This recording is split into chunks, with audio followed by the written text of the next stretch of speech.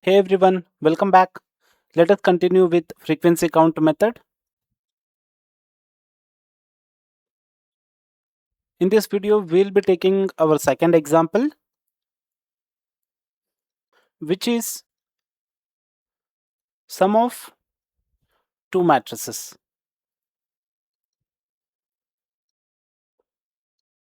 Before showing you this sum of two matrices, let me just explain what are matrices, as we have not covered this topic in our previous video.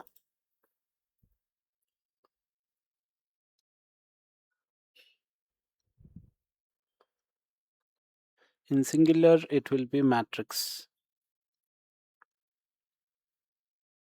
What are matrix? Matrix are nothing but representation of an array in two-dimensional, which is nothing but 2D array. You can consider 2D array as array on top of another array. Let me just show you one simple example. We have a matrix over here, and inside matrix we will be having an array on top of another array, and these things are considered as individual array. Combining all these arrays is generalized to 2D array, which is again matrix. I hope 2D array concept is clear. Let me just show you stack and heap for this. Here we'll have a stack and heap,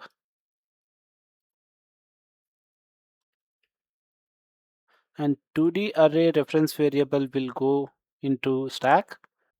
And here in object, what we will be having is the number of arrays in 2D array, meaning every array reference variable will be stored in main array. This position takes the reference variable to the first array, and this takes the reference variable to the second array, and the third position takes the reference variable to the third array, and all these reference variable will again point to the array object.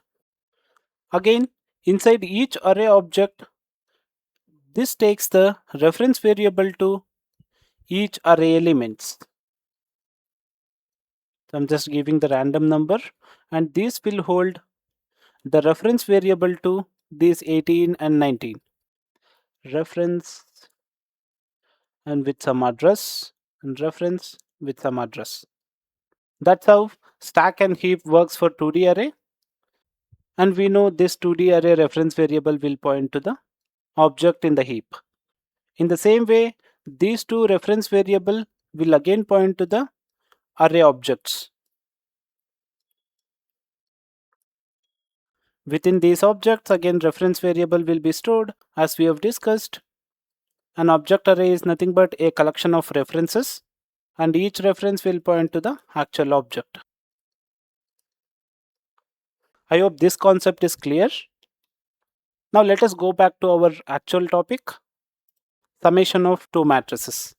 We are given two matrices with values 3, 4, 5, 1, 2, 5, 6, 7, and 3.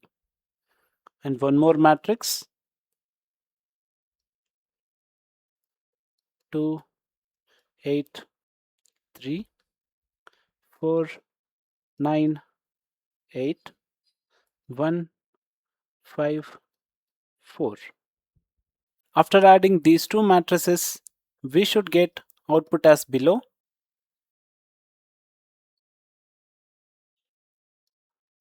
3 plus 2, 5, 1 plus 4, 5, 6 plus 1, 7, 4 plus 8, 12, 2 plus 9, 11, 7 plus 5, 12, 5 plus 3, 8. 5 plus 8, 13. 3 plus 4, 7. And this should be our output after adding two matrices. And I missed one more concept in the matrices introduction.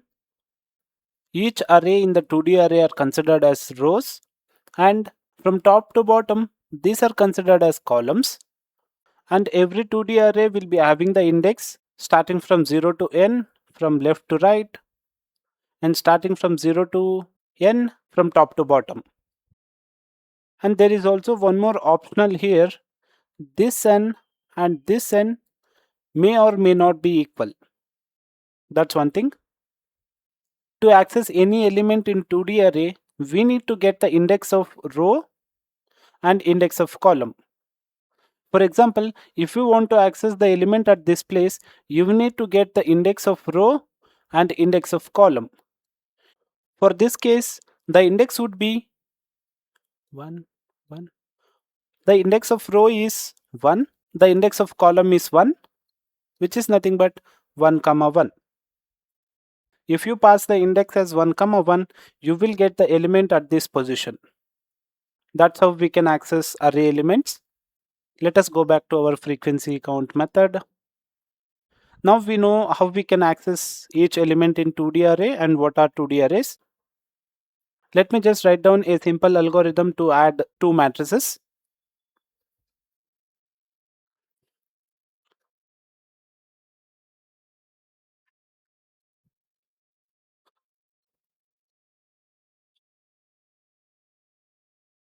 We'll have a function name over here, and we need first array. I'll just take array A and the second 2D array B and the length. In this case, I'm considering both row and column length as same. We'll start the function with begin keyword. We need a new matrix to store the result. I'll declare array C. We'll have a for loop here which will iterate for every row, starts from 0, goes till the length of array, length of row,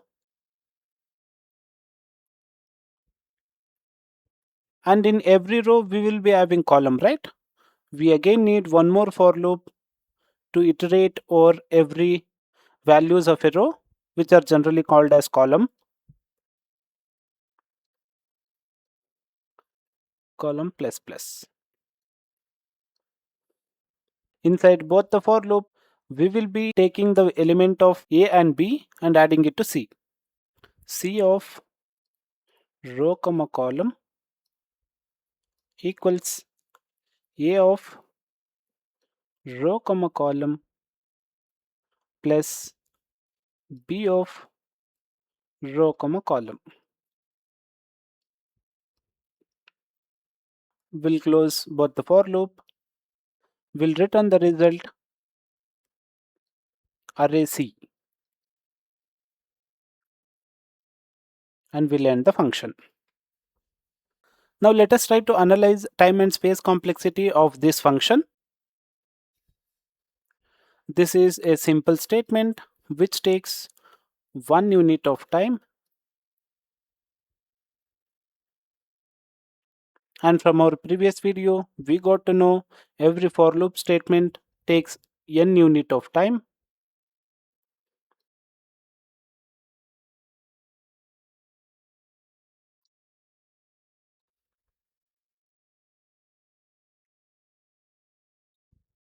And inner for loop gets executed n into n unit of time because this is inside the outer for loop, and the statement inside both the for loops gets executed n cross n unit of time.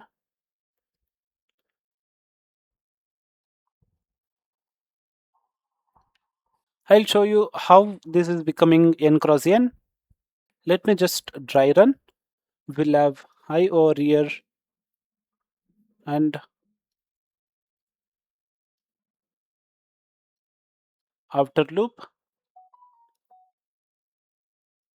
inner loop, and the sum statement.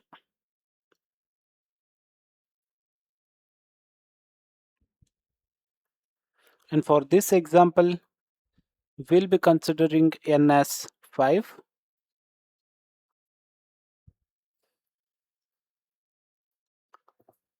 We don't need I since we are using row and column here. We don't need I. Outer for loop is nothing but which iterates over every row, and inner for loop iterates over every column. Row starts from 0, and inner loop, if you consider here, for every row we are iterating every column of that particular row. If row is 0, the inner loop gets executed from 0 to n, which is nothing but, in this case, for row equals 0, inner loop gets executed from 0 to 4, which is nothing but 5 times. And the sum statement gets executed 5 times. After inner for loop, this row update statement gets executed. Now row becomes 1. Again, inner loop gets executed from 0 to 4 5 times.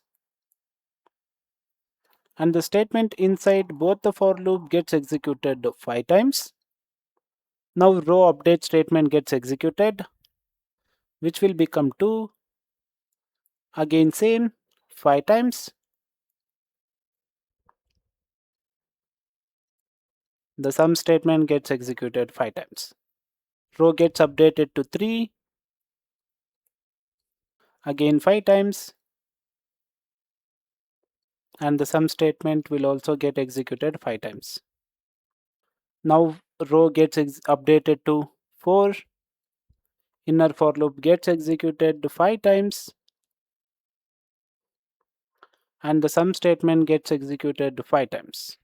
Now row update statement will update row variable to 5, but we are checking whether this is less than n or not.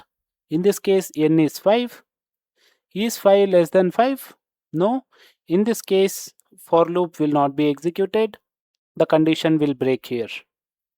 If we add all these things, this gets executed 5 times, and this gets executed 10, 20, 25 times,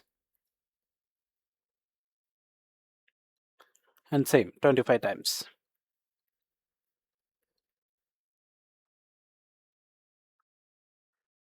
With this, can we not say that the inner for loop gets executed n into n times, and whatever that is inside inner loop will also get executed n into n times? I hope this thing is clear. Now let us go back to our time complexity analysis. We know why these statements are getting executed n into n times. This return statement is simple statement which takes 1 unit of time.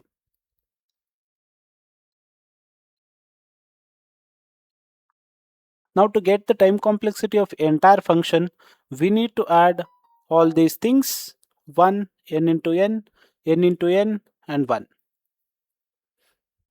We'll see that now. F of n equals 1 plus n into n plus n into n plus 1, which gets simplified to 1 plus n square plus n square plus 1. This can be written as 2n square plus 2. We have already discussed, to get the time complexity out of polynomial, we will be considering the degree. The highest degree here is 2n square, and after ignoring the constant, we will end up with time complexity of addition of two matrices, which is nothing but time complexity of add function is big O of n square. In the same way, let us try to analyze the space complexity of this function.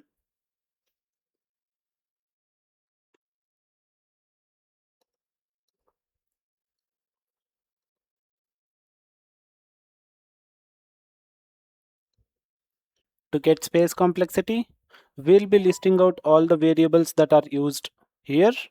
We are using a 2D array variable A. We are using 2D array variable B. To get the resultant, we are using a 2D array variable C and N, row variable to iterate over every row, and column variable to iterate over every column. And this 2D array takes n cross n word. Why this is n cross n? This n indicates row and the second n indicates column. Since in our case row and column are of same length, we are considering it as n cross n. If the column value is different, then those 2D arrays will have n cross m words or n cross m space. This can be simplified to n square words. Even B and C takes the same thing, n cross n. Since they are of same length, meaning same rows and same columns, n square words, n square words.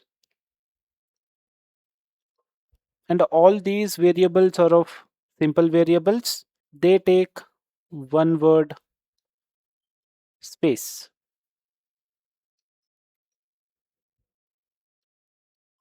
After adding all these things, we'll end up with 3n square plus 3. We already know to get the space complexity out of any polynomial, we'll be considering the highest degree. Highest degree here is 3n square, and after ignoring the constant, we'll end up with the space complexity of add function is O of n square. That's it for this video. Just to reiterate, in this video we have seen what are matrices, introduction to matrices, where matrices are nothing but 2D arrays. We can consider them as array on top of another array. And we have seen a stack and heap representation of 2D array. Post that, we have seen sum of two matrices, how we can add two matrices and an algorithm for the same. Post that, we have seen time and space complexity of the same function, wherein both time and space are same in case of addition of two matrices. In the next upcoming video, we'll be taking up some examples and we'll try to analyze the time and space complexity for all those things. Thank you all for watching. See you in the next one.